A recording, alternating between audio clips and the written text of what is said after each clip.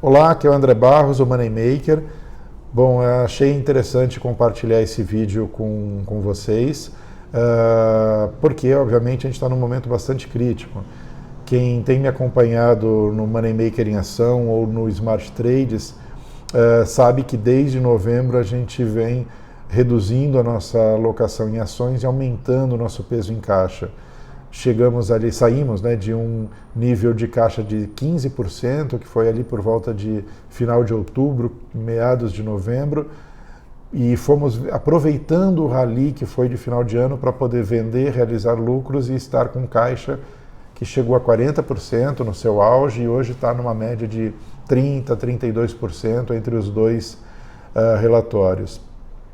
Bom, a decisão de fazer essa movimentação não foi porque eu sabia do coronavírus ou porque eu sabia que os árabes iriam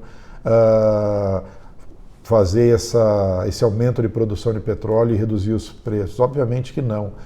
A decisão naquele momento foi baseada numa percepção de que tínhamos mercados extremamente inflados, mercados que estavam surfando um otimismo. Bom, se você fizer um comparativo, né, o último crash que nós vivemos foi em 2008, já haviam se passado 11 anos. É uma curva de um bull market extremamente longa, que não tem paralelo na história. Esse é o bull market mais longo da história. E vários gatilhos iam se formando, né? A gente olhava fora do mercado acionário, que a gente vê são juros negativos, é uma espiral que não tem como dar certo, excesso de liquidez e mercados, tirando os Estados Unidos, estagnados ou até caindo, né, até perdendo a sua relevância. Basta ver Europa ou até mesmo a China. O mercado que crescia era justamente o mercado consumidor, a ponta final dessa curva, que eram os Estados Unidos. Então era inevitável, né? E a gente também olhava para frente e via dois cenários que poderiam ser gatilhos, né? Ano eleitoral nos Estados Unidos e um ano eleitoral também no Brasil, de menor importância, né? Mas uma nova pauta, uma agenda de reformas que não é tão óbvia quanto foi a reforma da Previdência, né? Então existiam fatores que poderiam ser o gatilho. Coronavírus era algo, naquele momento, fora do radar, né? Os primeiros casos surgiram na China em dezembro, foram abafados no primeiro momento, né? Ou pelo menos não foram divulgados como deveriam, e só em janeiro a gente começa a falar sobre coronavírus. O curioso é notar que a fase do denial, né? As pessoas ainda achando que não, isso daí é apenas uma pequena gripe. Bom, que seja uma pequena gripe, né? Vamos imaginar que eles estivessem corretos, que de fato não é a doença em si não é um fator alarmante, né? Eu não sou um médico nem um virologista para poder entrar nesse debate. Então vamos considerar que de fato a periculosidade não seja assim tão grande. Mesmo nesse cenário, não poderíamos fechar os olhos para o que ela estava gerando de efeito colateral. Os lockdowns na China, a interrupção na cadeia de produção por semanas, né? Inclusive hoje ainda não restabeleceram 100% os níveis de produção. É óbvio que isso traz um impacto, é óbvio que isso seria percebido no PIB. Mais ainda, né, quando a gente vê o que aconteceu na China e eles fizeram um belo trabalho de contenção e ainda assim os casos surgindo ao redor do mundo, é muito difícil acreditar que não iremos ver o mesmo ciclo, ainda que encurtado, em outros países. Então o problema que foi num país essencialmente produtor, né, a fábrica do mundo, agora ele começa a migrar para os países consumidores e financiadores desse crescimento. Então, natural que as tensões fiquem maiores. Nesse momento, o que a gente tem que olhar para frente primeiro que o dia de hoje, obviamente, o primeiro impacto vai ser extremamente negativo. Se a gente estender o nosso horizonte e olhar um pouco mais à frente, podemos sim projetar uma recuperação, podemos sim projetar dias melhores. Agora, quantos dias a gente vai estar considerando? Uma semana? Não.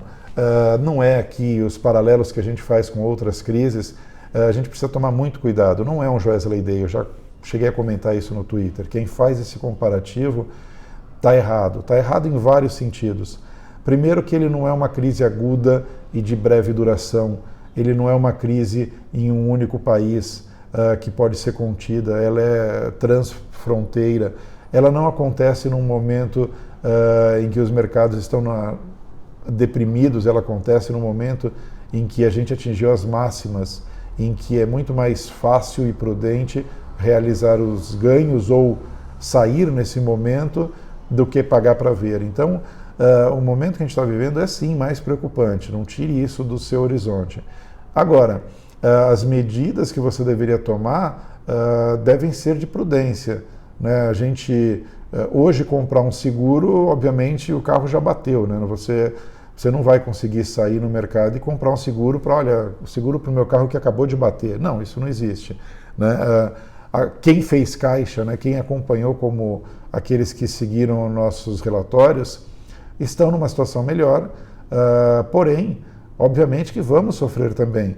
A gente tem aí 30% em caixa. Esse caixa vai ter que ser usado com muita sabedoria, muita disciplina e paciência. Não é abrir o mercado hoje e sair comprando. Como eu falei, não é um Joesley Day. A gente ainda vai ver outros dias entremeados de altas e baixas, em que a crise vai continuar. Então a gente precisa ser muito prudente e muito gradativo nessa realocação, em aproveitar essas oportunidades. Eu gosto de lembrar sempre, né, o caixa, ele não é importante pelo que ele rende, né? A gente vê as brincadeiras, né?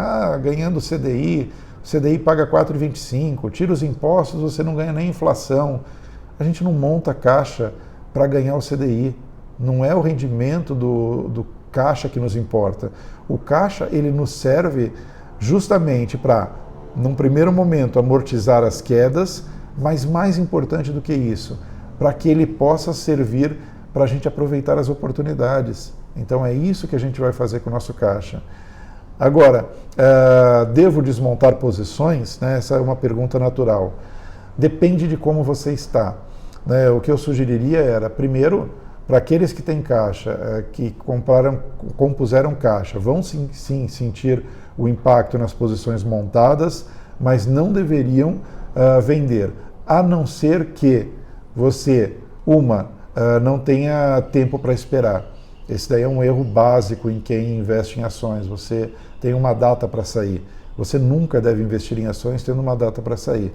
Mas, se for o seu caso, você realmente vai ter que reorganizar a sua carteira, você vai ter que desmontar algumas posições.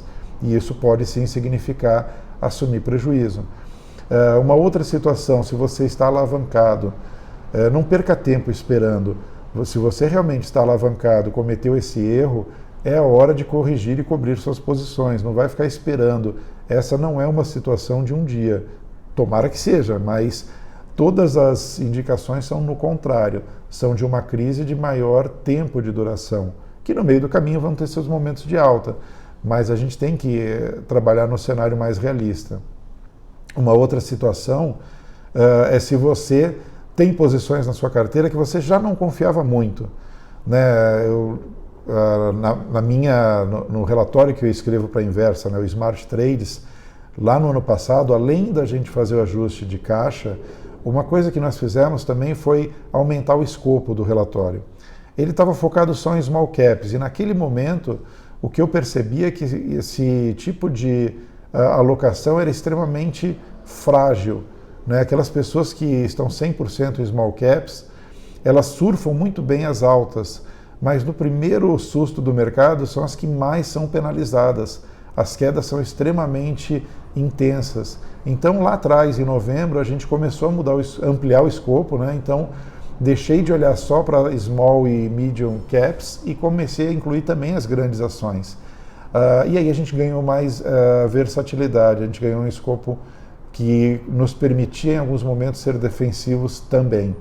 Então, se você tem posições na sua carteira que você já não confiava muito, eram apostas ou eram turnarounds muito complexos, você pode eventualmente aproveitar o momento para ganhar confiança na sua carteira, rebalancear. E aí pode ser que algumas posições a sua decisão seja sim sair daquela posição. Mais importante do que tudo, avalie se a exposição no geral da sua carteira está condizente com a sua tolerância a risco. Não adianta você ter 100% investido em ações se o seu estômago não resiste 20%. Então você precisa sim ajustar, porque no final do dia você precisa de duas coisas. Uma, qualidade de vida. Não investimos para sofrer. E duas, você precisa poder sofrer.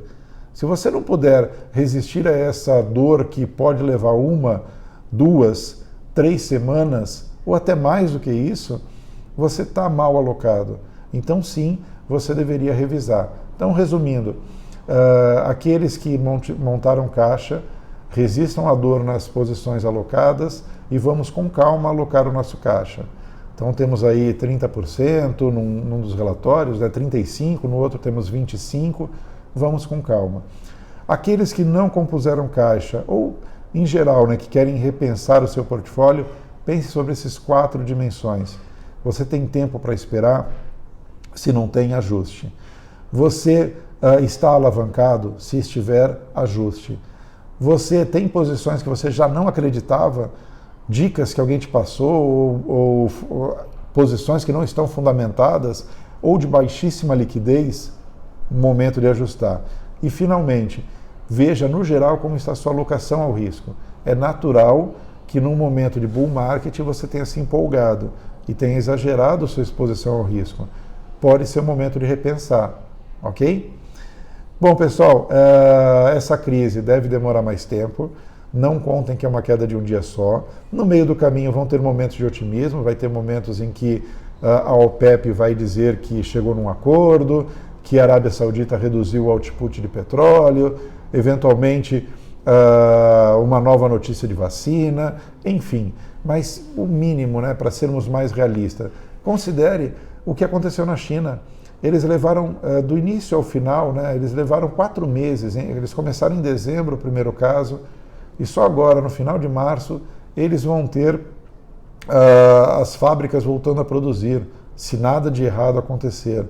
Então, 4 meses é o mínimo que se pode imaginar. Pensando que nem todo mundo, nem todo país vai ter a mesma determinação da China de mobilizar sua população, de fazer lockdowns efetivos, é óbvio que não vão ser só 4 meses. Nós podemos ter aí mercados que vão levar 6, 7 meses para que isso aconteça. Então, o que eu chamei num comentário que eu fiz no Twitter de Red Window é justamente esse período que a gente está vivendo agora. Não é uma crise de um dia, é uma janela de oportunidade ou de trauma que ela vai durar março, abril e até pedaço de maio, quando a gente pode começar a ter alguma perspectiva um pouco mais otimista. Mas volte àquela minha recomendação de sempre.